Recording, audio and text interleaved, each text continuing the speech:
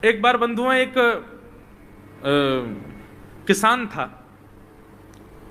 बड़ा भोला भाला, अनपढ़ था, ज्यादा पढ़ा लिखा नहीं था। किसान अपने खेत में खेती कर रहा था, तभी एक महात्मा उसके खेत में आ गए और महात्मा आके बोले, भाई हमको कुछ भोजन प्रसाद पवाओ।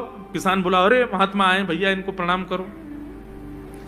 किसान ने उनको प्रणाम किया, प्रणाम करके महाराज उनको भोजन प्रसाद पवाया और कहा, महात्मा जी आप आए हैं, मुझे कोई गुरु मंत्र दे जाओ।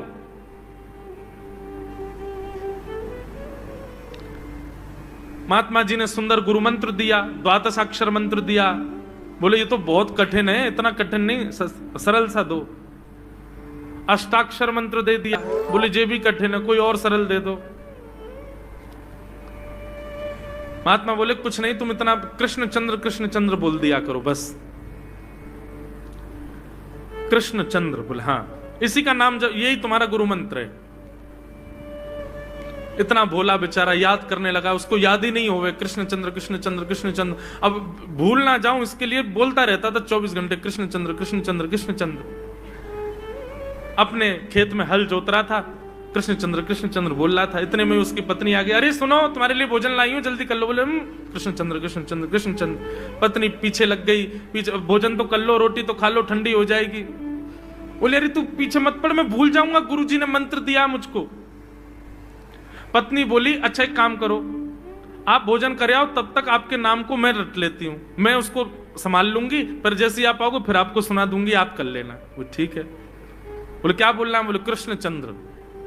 पत्नी बोली ठीक है। अब कृष्ण चंद्र बोलने लगी पत्नी, कभी कहीं जाए कभी कहीं जाए, कुछ करे। वो कृष्ण चंद्र बोलते बोलते घसीटे चंद्र हो गया। लौट करके अपने पति के पास, पति बोल, हाँ वो मैं भोजन कर लिया, जल्दी गुरु मंत्र सुना दे मुझको, क्या था मैं तो भूल गया। बोले घसीटे चंद्र। वो उसी से ही हल जोतने लगा, घसीटे चंद्र घसीटे चंद्र घसीटे चंद्र।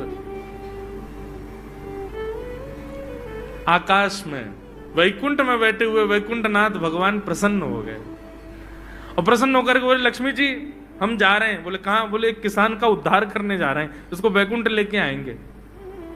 लक्ष्मी जी बोली, आपका अशुद्ध नाम बोल रहा है वो, आपका अशुद्ध नाम उच्चारित कर रहा है वो, और आप कह रहे हो कि इसका कल्याण करूंगा मैं।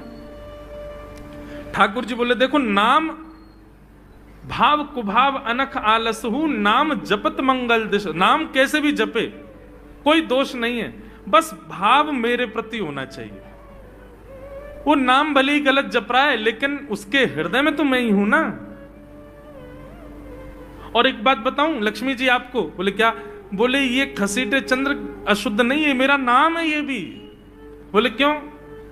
बोले जब हम छोटे थे तो बाल लीला कर रहे थे ब्रज में, यशोदा मैया खूब नहलाती धुलाती और बढ़िया सुंदर श्रृंगार करती, लेकिन हम पूरे नंद भवन में कुटमुन चल चल के कभी नीचे लुढ़क करके, कभी ऊपर गिर के सब माला तोड़ लेते, अस्त व्यस्त वस्त्र कर लेते, घुंघराले केशों की ऐसे भुज्जा बना लेते, ऐसा रूप बना लेते। यशोदा मैया बोली, आओ मेरे खसीटे चंद्र, सुबह कृष्ण चंद्र बना के भेजती हूँ, खसीटा चंद्र बन के आता है शाम को।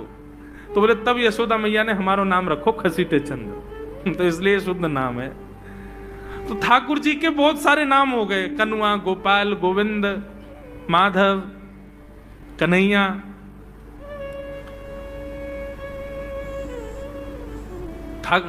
यशोदा जी का प्रिय नाम है कन्हैया। मैया लाल जी को इसी नाम से पुकारती है।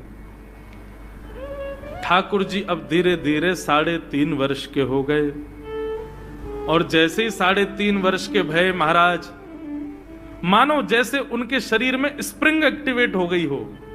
इतना ऊधम मचाते हैं, इतना ऊधम मचाते हैं, पूरी गोकुल की नाक में दम कर रखा ठाकुर जी ने। यशोदा मैया ने लाल जी को नूपुर पहना रखे। सवेरे जैसे ही ठाकुर जी उठते हैं, नूपुरों की आवाज आती है तो यशोदा मैया तुरंत रसोई घर से दौड़ के जाती है लाला के पास।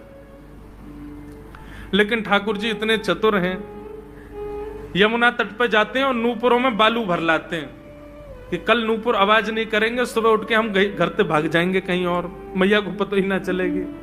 ऐसा उदम मचा में श्री सुखदेव जी वर्णन कर रहे हैं, श्रृंग्यग्निडम शशि जल द्विज कंटकेभ्य क्रीड़ा परावति चलौ स्वसुतौ निषेद्धुम गुह्यानि कर्तुमपि यत्र न तज्जनयो गुह्यान् सेकात आपतुरलं मनसो नवस्थान। सुखदेव जी वर्णन कर रहे हैं, राजन अब ठाकुर जी वो लीला कर रहे हैं जिस लीला पर देवताओं को भी विश्वास नहीं हो रहा है। ऐसी लीला ठाकुर जी कर रहे हैं कि किसी को भरोसा ही नहीं हो रहा कि जगत नियंता जगदाधार ये कर सकता है। बोले ठाकुर जी क्या करते हैं? बोले ये मत पूछो क्या करते हैं, यूं कह रहे हैं क्या नहीं करते। जो माता पिता अपने बालकों को बहुत उद्यमी समझते हैं, बहुत बड़ी कृपा है ठाकुर जी की कि आपके घर ठाकुर जी जैसे उद्यमी बालक नहीं है। ऊधमों के सिरमौर हैं ठाकुर जी। कैसा उधम मचाते हैं? बोले श्रृंगी। नहा धो करके ठाकुर जी सवेरे तैयार होते हैं, सबसे पहले गैयाओं के पास जाते हैं। मैया कहवे लाला नहा धो के सबसे पहले गैयान को प्रणाम करवे जा, गैयान को स्पर्श कर फिर कछु करियो। ठाकुर जी गैयाओं को प्रणाम करने जाते हैं। जैसे ही देखते हैं कि कोई गैया बैठी है, सो ठाकुर जी कहें अरे अरे मैया या गैया को आलस आ गयो, या को आलस दूर कर दूं। सो बैठी हुई गैया के ठाकुर जी सींग पकड़ लेते हैं और सींग पकड़ करके अपनी ओर खींचते हैं। दूसरी तरफ से सींग बलराम जी पकड़ लेते हैं। अब ऐसे सींग पकड़ करके ऐसे ऐसे गैया के सींग हिलाते हैं। अब बैठी रहती गैया थोड़ी देर तो कोई बात नहीं, जैसे जोर जोर से हिलाना प्रारंभ करते हैं सोई गैया खड़ी हो जाती है। और जैसी गैया खड़ी होती ठाकुर जी लटक जाते हैं सींगों से। अब ठाकुर जी को तो बढ़िया झूला बन गया, गैया की सींगन पर झूल रहे हैं। थोड़ी देर तो गैया इधर से उधर ठाकुर जी को झुलाती रहती है, लेकिन थोड़ी देर बाद जैसे ही ठाकुर जी की पकड़ कमजोर होती है, गैया को पता चल जाए कि अब लाला गिरवे वारो है। तो गैया भी इतनी चतुर कि वो गोबर में ही जाके खड़ी हो गए। ठाकुर जी के आगे कुछ चल, मैं गोबर में जाऊंगा। गैया के ना अब तो मैं यहीं खड़ी रहूंगी, तुम गोबर में ही गिरो। और सोई ठाकुर जी को हाथ छूट जा, मैया मैया बचाइयो, देख जे गैया मुंह को गोबर में फेंक रही है। अब मैया जब तक बचावे आवे तब तक तो लाल जी के हाथ छूट जाएं और ठाकुर जी गले गले तक गोबर के ढेर में जाके गिर जाएं। पर यशोदा मैया निकाले, कितनों सजाए लो, कितनों हे लाला तू वैसे ही कारो, ऊपर ते मैं तो को बढ़िया सुंदर बना के रखूं, लेकिन तू घूम फिर गया गोबर में ही आके चौं खेले। मोकू तो लगे तू पूर्व जन्म को सूकर दिखे। ठाकुर जी मंद मंद मुस्कुरा रहे, हाँ मैया जे बरा भगवान को अवतार भयो ना, जाने पृथ्वी की रक्षा करी हिरण्याक्ष थे। भैया बोली हाँ वो मैं ही तो हतो, मैं जय जय हूं मैया, वो बरा भगवान ही जय जय, वही जय जय तेरे यहाँ लाला बन के आयो है। यशोदा मैया के बातन ने मत बनाए कर, नेक नेक बड़ो है क्यों बोलो सीखो, ऐसी बात बनावे, जय जय बोले अपने आप पे, नावे धोवे है ना है, मोह पहुंचे ना है, मैं जय जय हूं। ऐसी मधुर लीला ठाकुर जी कर रहे हैं। आकाश में 33 कोटि देवता ये लीला देख करके अपने नेत्रों पर विश्वास नहीं कर रहे। ऐसे मधुर ठाकुर जी। श्रृंगी अग्नि व्यंष्टि। एक दिन नंद भवन में गैया ब्याह गई। जैसे ही गैया ब्याई, ठाकुर जी जैसे ही गैया ब्याती है ठाकुर जी वहीं खड़े हो जाते हैं। और बंधुओं शास्त्रों में आज्ञा है कि गाय जब ब्याह रही हो, बछड़े को जन्म दे रही हो या बछिया को जन्म दे रही हो, उस समय गैया जो होती है वो दो मुखी हो जाती है। एक मुख तो सामने है, और जब जन्म देती है तो बछड़ा या बछिया उसका मुख जब बाहर आता है तो दो मुखी हो जाती है। ऐसी दो मुखी गैया की जब आप परिक्रमा करते हो तो पूरे ब्रह्मांड की परिक्रमा का फल प्राप्त होता है। तो ठाकुर जी का नियम है, नंद बाबा की उंगली पकड़ के खड़े रहे, जैसे ही गैया ब्यावे वारी हो तो वाकू सहलाते रहे, जैसे ही गैया ब्यावे वारी हो, जैसे ही बछड़ा बाहर आवे सोई ठाकुर जी वाकी परिक्रमा कर लें, परिक्रमा करके दंडवत प्रणाम करें, वाकू वाकी चरण रज को माथे से लगा में, और बछड़ा जन्म ले सो वाकू नवा में दुआ में वाकू अपने गरे से लगा में। एक दिन ठाकुर जी जोर जोर से रोने लगे। बछड़ा जैसे ही जन्म लियो बछड़ा ने, ठाकुर जी रोने लगे। नंद बाबा शांत करा में नहीं माने, बलराम जी ने शांत करायो नहीं माने। यशोदा मैया गोद में लेके बैठी, बोले लाला का भयो, तू रो क्यों रोए? बोले मैया मेरे संग बहुत बुरा भयो। यशोदा मैया बोली कहा भयो? बोले गैया के बछड़ा ने जन्म लियो। मैया बोली तो वाह बछड़ा को मैंने मुंह खोल कर देखो वाह कि सबरे दांत ने करे आए। मेरे जन्म को 3 साल है गए अभी तक 4 ही दांत ने करे मैया। वो टूट जाए दमष्टी रो रहे हैं अपने दांतन को, मेरे दांत चौना ने कर रहे सबरे। वाह बछड़ा के जन्म लेते सबरे दांत आ गए, मेरे दांत चौने ही आ रहे हैं। यशोदा मैया ऐसी मधुर बात सुन करके लाल जी को हृदय से पर झूठी झूठी कहती, मैया कहती लाला तू दूध ना पीवे ना, पूरे दिन मक्खन खावे, मक्खन चिकनो होवे, दांत निकले चिकनो है कि सुई पेट में चलो जाए, तो दूध पिए कर। कबहू भड़ेगी चोटी मैया मोरी, कबहू भड़ेगी चोटी। कभी अपनी चोटी पकड़ के रोते मैया मेरी चोटी चौना भर रही। बलराम की चोटी देखो कैसी नागिन जैसी चोटी है वाकई, और मेरी चोटी कैसी है मैया नेक सी पतरी सी। मैया बोले लाला तू दूध ना पीवे, दूध ते चोटी बढ़े। बलराम में देखिए ऐसा जग भर के दूध पीवे। सो ठाकुर जी दूध को पात्र हाथ में ले में, अपनी चोटी खोल ले में, और फिर चोटी पकड़ करके दूध पी में, और दूध पीते पीते नापते रहे कितनी बड़ी भई की ना भई अभी। ऐसी मधुर लीला ठाकुर जी करते हैं। ऐसी लीलाएं हैं ठाकुर जी की कि उन लीलाओं को सुनकर के जो ज्ञान के मार्ग को नहीं समझ पाते, जो वैराग्य के मार्ग को नहीं समझ पाते, जो ज्ञान और वैराग्य से ठाकुर जी को प्राप्त नहीं कर पाते, वो इन लीलाओं से ठाकुर जी के हो ही जाएंगे। ऐसी लीला है। और क्या करते हैं ठाकुर जी? बोले द्विजकंटकेभ्य। इतनी मधुर लीला है ठाकुर जी की। नंद भवन से सुबह सुबह निकल जाते हैं और राह चलता कोई भी हो अपरिचित, यदि वो साधु है, यदि वो कोई वैष्णव है, यदि वो कोई भजनानंदी है, तो ठाकुर जी उसके पास चले जाते हैं और पास जाके पता क्या बोलते हैं? अरे तुम यहां डोल रहे हो? बोलो भैया कौन हो तुम? अरे जी सब बाद में पूछियो, हम तो यूं कह रहे तुम यहां घूम रहे हो, नंद बाबा तुम्हारी मां बात देख रहे हैं, नंद बाबा तुम्हारा इंतजार कर रहे हैं। किसी से भी? बोले काय को कर रहे हैं भैया इंतजार? अरे आपके काजे यशोदा मैया ने 56 भोग बनाए हैं, और यशोदा मैया तो थाली सजा के बैठी है, आप घर जाओगे तब आपको प्रेम से प्रसाद पवाएंगे, फिर दक्षिणाओं देंगे। अरे जल्दी करो, देरी मत करो, जल्दी नंद भवन पहुंच जाओ। रोज 150 से 200 अपरिचित वैष्णव संत साधु नंद भवन आते हैं और सब आकर के कहते हैं यशोदा मैया आप हमारी प्रतीक्षा कर रही थी, लाओ प्रसाद पवाओ। यशोदा मैया बोली मैं कौन ने कही आपसे? बोले आपको लाला बोल रहा हूं कि यशोदा मैया तो ये कह रही। यशोदा मैया जैसे तैसे पवा देती, दक्षिणा देती, रात में लाला से कहती चौरे लाला तू सबंते यूं क्यों कहते मैं प्रतीक्षा कर रही? मैया एक तो मैं अपने घर में सब तीर्थन को भेज दूं, ये संत महात्मा चलते फिरते तीर्थ है मैया, इनको जितनो ऐसा कि अपने घर बुलानो चाहिए, इनको प्रसाद पवानो चाहिए, या हमारे गोकुल में आवे वाले सब संतन को खोज खोज के मैं तो तेरे पास भेजूं, ताकि तू ने रसोई घर में लगेगी, भोजन प्रसादी बनावेगी और बढ़िया संतन को पवावेगी, तो तेरे घर में सबरे तीर्थ आ जाएंगे मैया। ऐसा प्रेम। एक दिन ठाकुर जी के अब मित्र बन गए। कौन है मित्र? मधुमंगल, श्रीदामा, तन सुखा, मन सुखा, धन सुखा, सुबल, ये ठाकुर जी के मित्र हैं। एक दिन ठाकुर जी अपने सब मित्रन के संग बैठे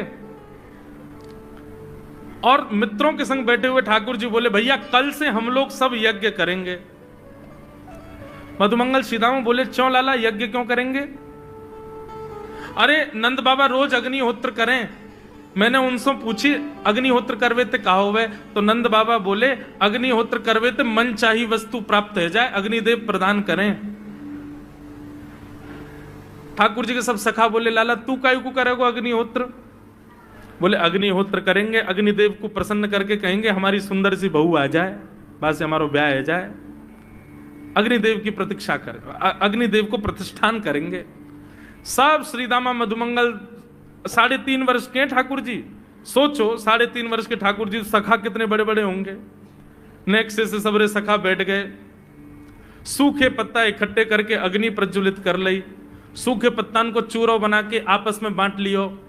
ठाकुर जी आचार्य बन के बैठ गए और बोले सुनो मैं मंत्र बोलूंगा और जैसी कहूं स्वाहा सबरे डालियों।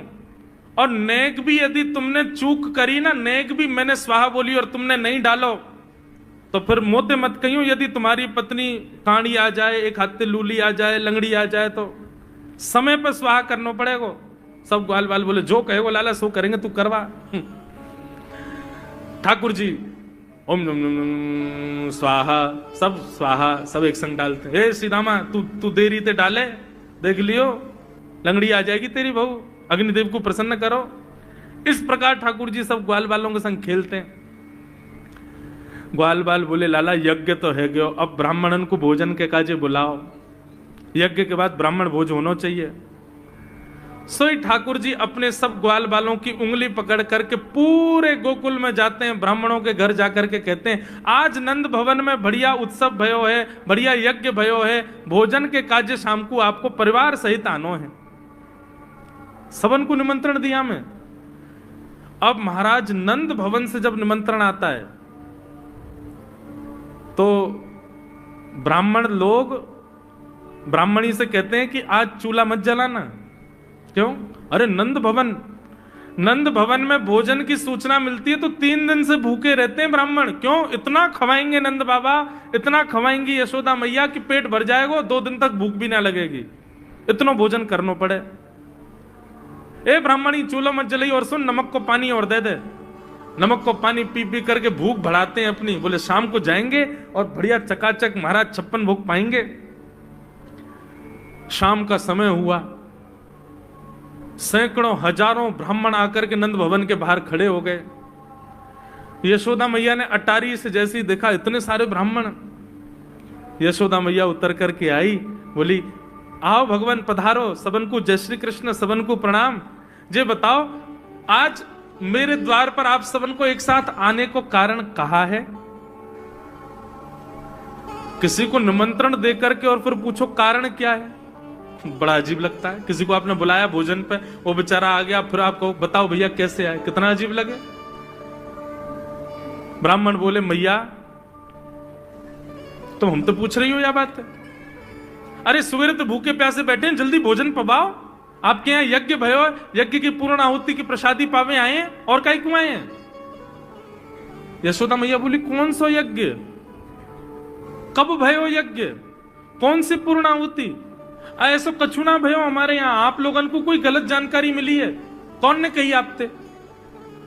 ब्राह्मणों के नेत्रों में आंसू आ गए। बोले मैया एक तो हम सवेरे से भूखे, ऊपर ते ब्राह्मणी से मना और करे आए कि तू चूल्हा मत जलाइयो। ब्राह्मणी भी बात निहार रही है कि डिब्बा में लेके आएंगे हमारे काजे भी भोजन। खाली हाथ गए तो ब्राह्मणी डांटेगी अलग, मैया तेरो लाला सवेरे सवेरे आयो और सब ग्वाल बालन के संग आके हमसे कह के गयो यज्ञ भयो, यज्ञ की पूर्ण आहुति में भोजन करवे सबन को आनो है, हम तो यही मारे चले आए। यशोदा मैया बोली या लाला ते कैसे बचूं मैं, पूरे दिन कम से कम 2-2.5 हजार लोगन को निमंत्रण ऐसे ही देते रहे। यशोदा मैया बोली आपकी व्यवस्था करूं, लेकिन पहले यार लाला को तो देखूं मैं, है कहां ये? नंद भवन के पीछे बगीचा में ठाकुर जी अपने सब ग्वाल बालन के संग खेल रहे। यशोदा मैया गई, जाकर के बुलाए, ए लाला ओ कन्हैया यहां पे आ। ठाकुर जी ने जैसी देखी यशोदा मैया बुला रही है, लेकिन यशोदा मैया के संग जे कौन खड़े हैं? ए श्रीदामा मधुमंगल। बोले हाँ ये तो सांची में आ गए सबरे ब्राह्मण, हम तो ऐसे खेल खेल में निमंत्रण दे के आए इनको।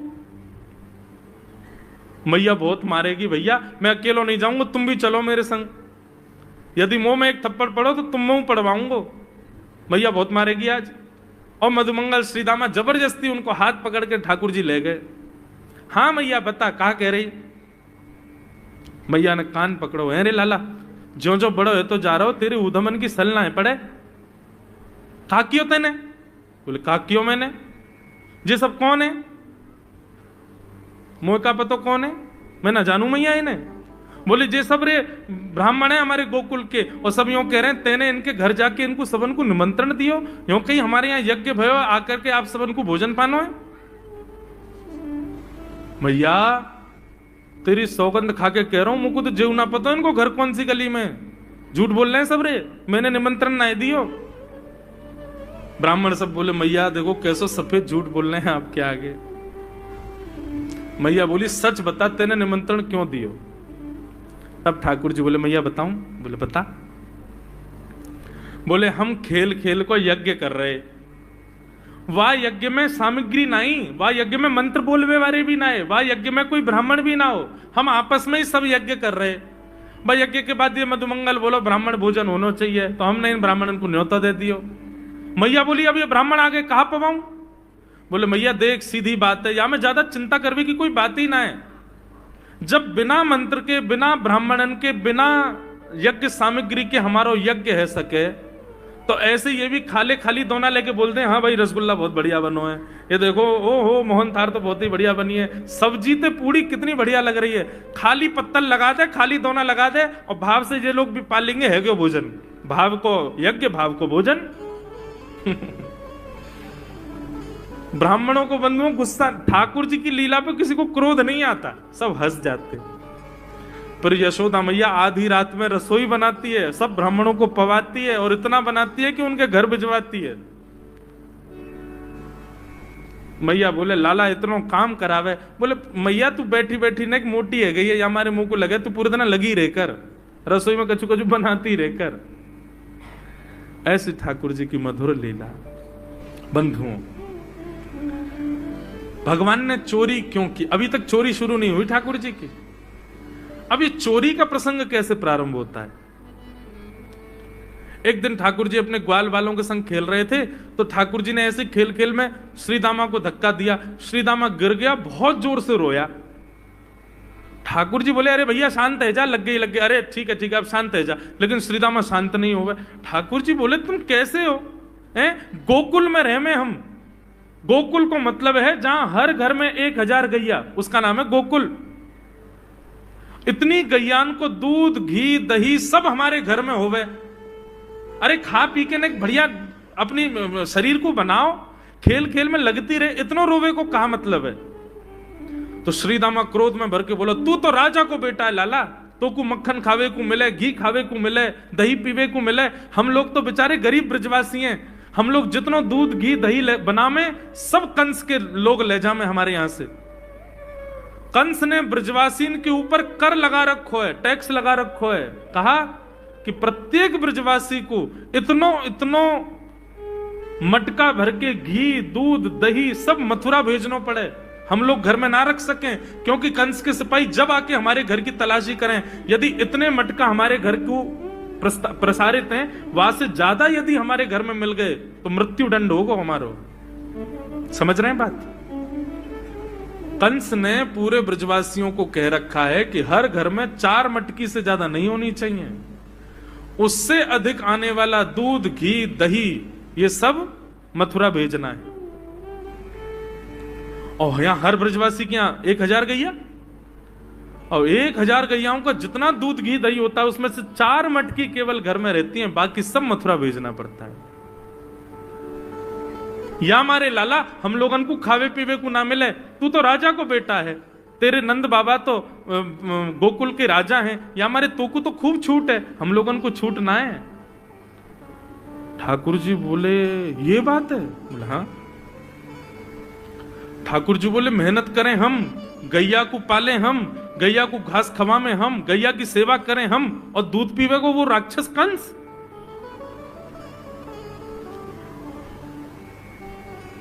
अभी तो मैं छोटा हूं, मेरी बात कोई मानेगा नहीं, लेकिन प्रलय तो अब तक लानी पड़ेगी। और कैसे लाएंगे? बोले राजी राजी यदि मक्खन दूध दही नहीं मिल लो तो चोरी करके खाओ, हमारो ही मक्खन है, हमारो ही दूध है, हमारो ही दही है, लेकिन अभी हम बालक हैं, हम ज्यादा कछु बोलेंगे हमारी कोई बात मानेगो ना। लेकिन ये सद वस्तु को पात्र के हाथ में नहीं जानी चाहिए। राजी राजी नहीं मिलता तो चोरी करके खाओ, जब कर देवे को नंबर आवेगो तो सब पूछेंगे भाई कहां गए मक्खन दूध दही? बोले घर में तो है ना। बोले तो कहां गए? बोले चोर चोरी कर ले गए। और यही भाव से हम ब्रजवासी को खावे पीवे को मिला करेगो। मधुमंगल श्रीदाम बोले लाला तू जो कहेगो सो करेंगे, लेकिन चोरी नहीं करेंगे। ठाकुर जी बोले तो ठीक है, कल से तुम लोग अलग खेलो, मैं और दाऊ दादा अलग खेलेंगे, हमारे संग मत खेलना। मधुमंगल सीताम बोले अरे लाला तू ना जाने, मैया यो के लाला जो चाहे करियो, चोरी मत करियो, चोरी करवे तो ब्याह ना होवे। ठाकुर जी बोले ब्याह की पड़ रही है तो है, ब्याह ना होवे। ऐसो पतर पूछ रहा सो है गयो, पत्रो दुबरो सो तू सीख जैसो है गयो, तो कौन ब्याह करेगा ऐसे? अरे ब्याह करना तो ने खाया ने पी ने बढ़िया गाल तेरे बढ़िया होंगे, शरीर ने बढ़िया होगा तभी तो ब्याह होएगा। अब भैया हमारी बात सुन लो, जितने अच्छे काम करने सब आज कर लो, कल से चोरी करेंगे, पूरे ब्रजमंडल में आतंक मचाएंगे, हमारो ही दूध घी दही है और हम ही चोरी करके खाएंगे। ठाकुर जी ने चोरी क्यों की? क्योंकि सारा गौरस बेवजह मथुरा भेजा जाता था और मथुरा से कंस पूरे भारत में वितरित करके खूब धन कमाता था। इस वजह से ब्रजवासी प्रताड़ित होते थे, क्योंकि गैया के लालन पालन में जितना खर्चा होगा सब करो ब्रजवासी। 4 मटका दही। अच्छा, प्राचीन जब ठाकुर जी पृथ्वी पर पधारे तब कोई व्यापार नहीं था, ब्रजवासियों पर एक ही व्यापार था, 2 व्यापार थे, या तो घी बेच के, दही बेच के, दूध बेच के धन कमाओ, या फिर खेती बाड़ी करके अनाज बेच करके धन कमाओ। वही तो व्यापार था। उसमें भी 4 मटके मिलते थे, 4 में से 3 को तो बेच देते थे, 1 में पूरा घर चलता था। यह हालत थी ब्रज की। इसलिए ठाकुर जी ने कहा कि भैया राजी राजी नहीं तो गैर राजी, हम जितने बाकी की मटकी मथुरा भेजे वाली उनको सबन को तोड़ फोड़ करेंगे, उनमें से मक्खन निकाल निकाल के खाएंगे, एक दूसरे को खवाएंगे और सब यहीं रहेगो, मथुरा नहीं जाएगो कछु भी। इसलिए ठाकुर जी ने चोरी की।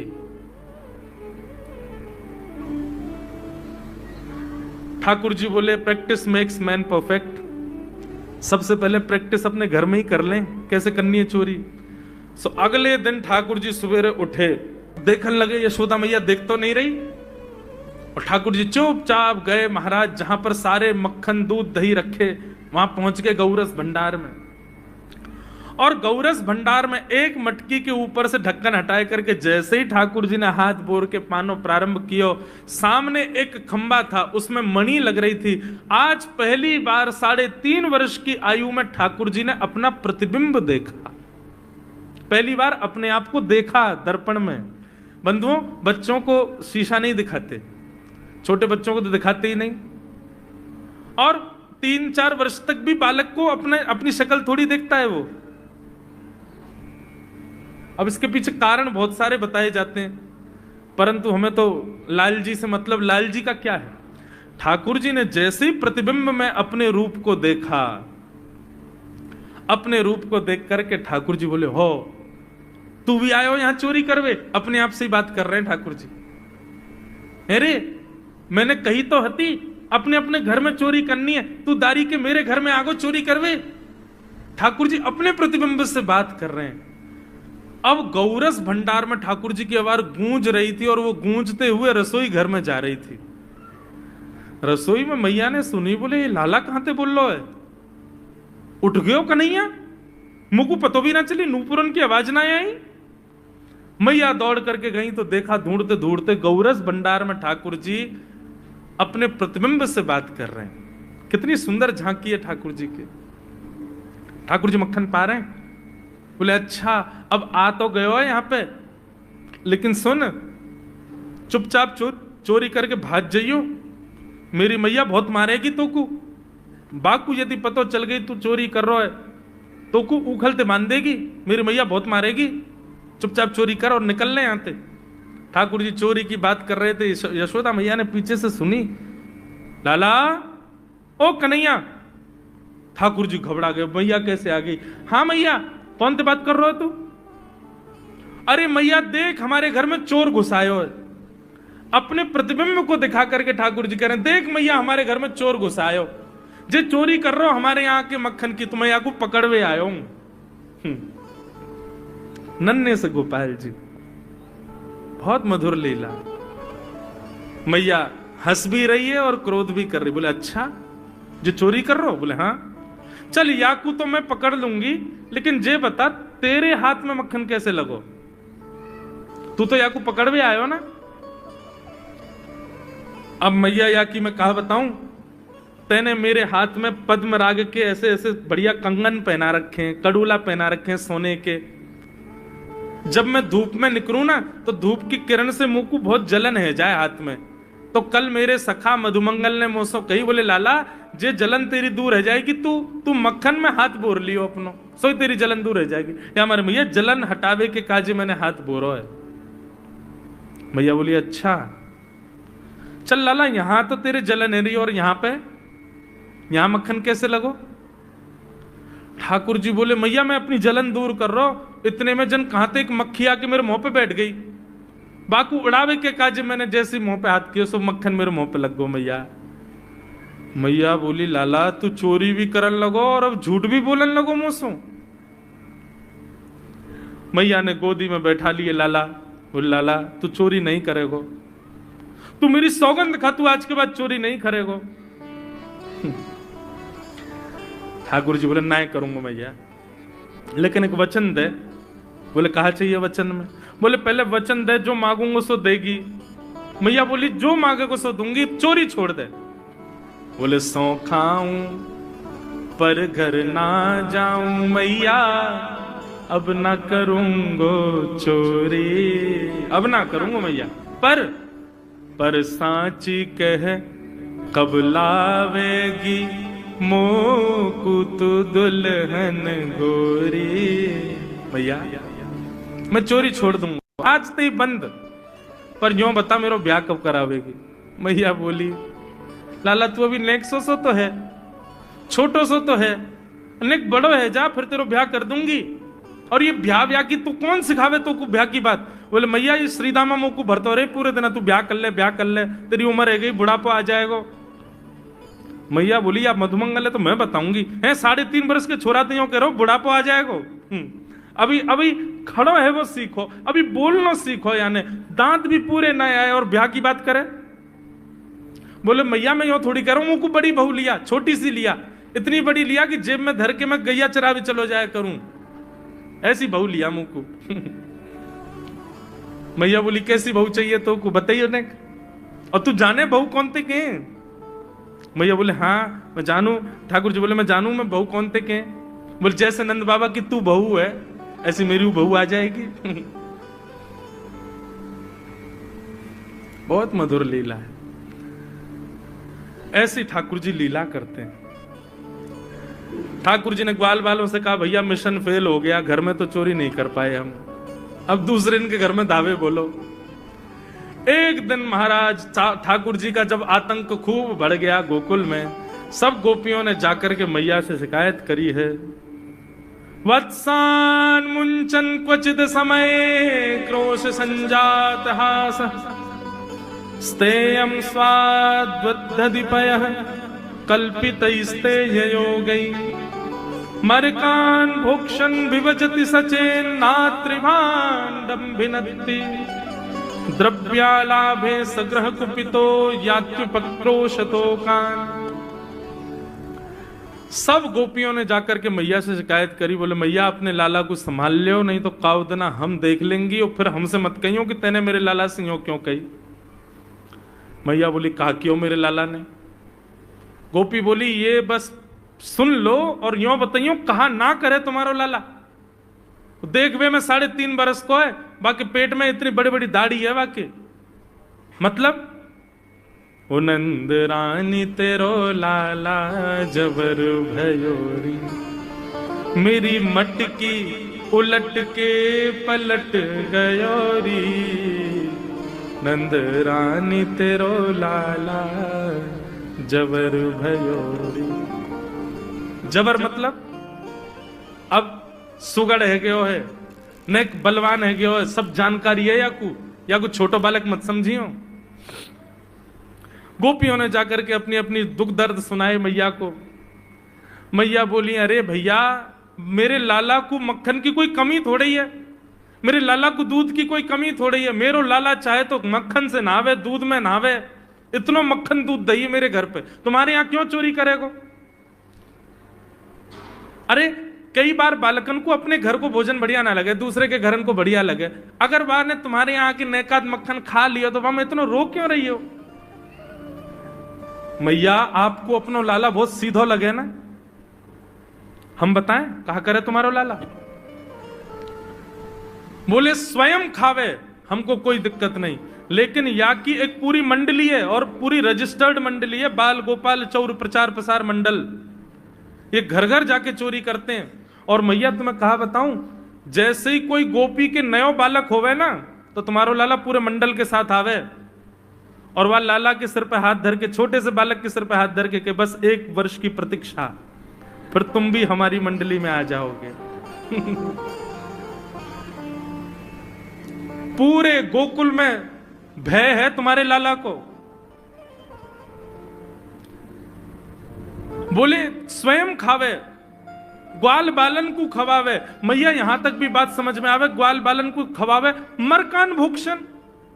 यो नहीं कि नेकाद मक्खन बच जाए तो रहम करके हमारे काज छोड़ जाए, वाकू बंदरन को खवा दे। एक गोपी बोली मेरे यहां तो इतना मक्खन कि स्वयं ने खा लियो, बालकन को खवाए दियो, बंदरन को फिर भी बच गयो, तो भी छोड़ के नहीं गयो। बोले नात्री भांडम भिनत्ती, फोड़ गयो मटकी। और बोले मक्खन को कहा कियो? बोले पूरे घर में लेप लगा गयो, वाको पूरे घर में पोंछा कर गयो मक्खन को। मैं और मेरी सास यमुना जल भरवे गए, सिर पे मटकी 2-3 मटकी रखी, बड़े अचक के हम लोग चल रहे, हमें कहा पतो ही कि हमारे घर में मक्खन चीकने के लेप है गयो। मेरी सास ने जैसे पहलो पैर रखो घर के भीतर, ऐसी रिपटी कि आज तक उठ ना पाइए। ये तुम्हारो लाला करे? नात्री भांडम भिनत्ती।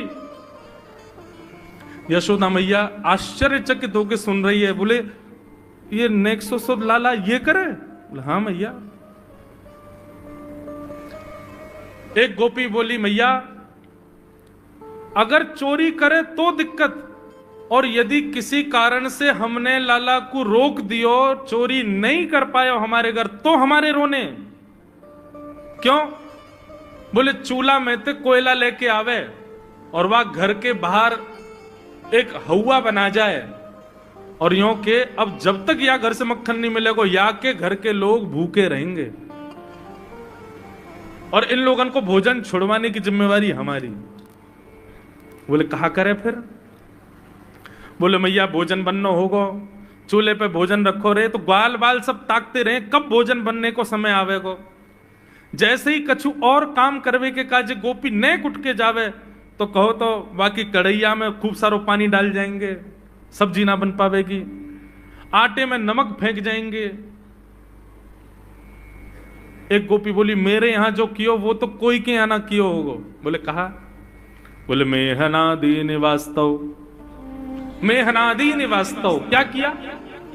बोले मैया 3 दिन तक प्रयास कियो तुम्हारे लाला ने, मेरे घर से चोरी नहीं कर पायो, तो टेढ़ी सी नजर करके बोलो कल तेरे घर में सब लोग भूखे रहेंगे, भोजन ही नहीं बनेगा तेरे यहां। मैंने कि लाला चल बात मत बना, भग जाए तो चल। और मैया माने वो कर दियो। बोले कहा कियो? बोले सवेरे सवेरे ब्रह्म मुहूर्त में हम लोग अन के उठवे से पहले तुम्हारो लाला आ गयो, और कोई पहले बंधुआ रसोई कोई अंदर कमरे में नहीं, चौक में ही चूल्हा, वहीं बैठ करके सब बनाते खाते। बाहर चौक में चूल्हा के ऊपर आके बैठ गयो, अपनी धोती वोती उतार दई और सब वहीं करे आयो, मैं अनादि निवास्तव। ये बात जैसे ही यशोदा मैया ने सुनी, बोले नहीं नहीं नहीं नहीं, झूठ बोल रही हो, मेरो लाला ऐसा ना कर सके। परीक्षित जी कथा सुनते सुनते बोले जय जय सुखदेव जी, क्या ये सत्य है? ठाकुर जी ने ऐसा किया? सुखदेव जी कहते हैं कुछ बातें सत्य हैं, कुछ गोपियां जबरदस्ती लगा के बोल रही हैं कि कहीं मैया डांटवे के काजे लाला को हमारे सामने बुला दे और हम लाला को दर्शन कर लें। ये गोपियां उल्हाने लेकर के लाला को देखने आई हैं। इनमें से कुछ बातें तो सत्य हैं, पर ये सब बातें इतनी सत्य नहीं है। ये सब तो जबरदस्ती गोपियां बोल रही हैं, क्यों? ताकि मैया नाराज हो जाए और लाला को हमारे सामने अभी डांटे तो रूठे भय लाला को मुख हम देख लेंगे। बहुत सारी लीलाएं हैं, मैंने कई तो अभी बताई नहीं है, इतने मधुर मधुर लीला ऊधम करते हैं ठाकुर जी। इस प्रकार ठाकुर जी पूरे ब्रजमंडल में गौ रस को चोरी करते हैं। वास्तव में मक्खन नहीं, ब्रजवासियों के मन को चुरा रहे हैं ठाकुर जी। सबकी एक ही आशा है, श्री कृष्ण श्री कृष्ण श्री कृष्ण। सुबह से शाम तक पूरा ब्रजमंडल केवल कृष्ण को देखने के लिए जीता है। ऐसी ठाकुर जी की मधुर लीला।